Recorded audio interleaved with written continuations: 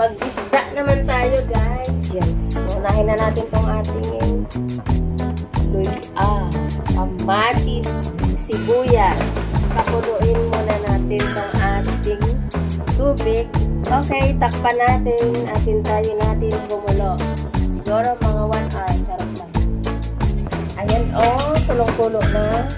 Lagay naman tayo ng asin. Honey, pampabalance na lasa.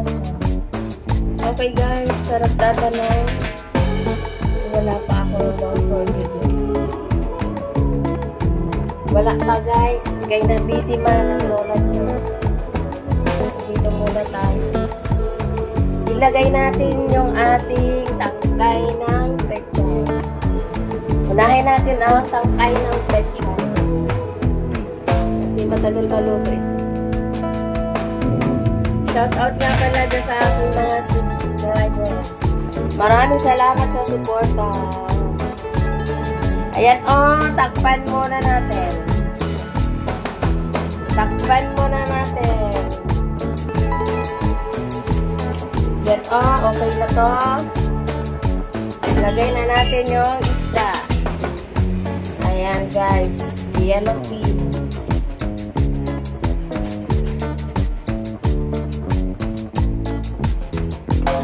Ang laki ng ulo. Ito pa yung buntot. Takpan ulit. Ayan kulo-kulo na. Ilagay na natin yung ating pechay. Tapos yung ating sili. Takpan natin tayo maluto ang gulay. Okay guys, ayan na luto na. Ihawiin ko lang ito guys. Para makita nyo yung isda. So, syempre, titikman natin. Para malaman kung sakto na yung lasa. Ngayon naman guys, maglalagay tayo ng kalamansi. Pampaasin. Ay!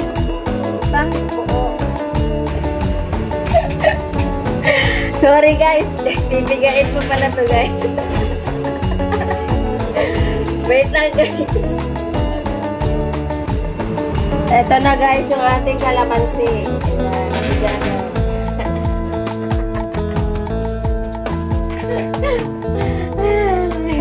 Pasensya na guys nagugutom na yung kusinero. Ayan guys, dyan lang muna tayo magtatapos. Maraming salamat sa inyong panonood.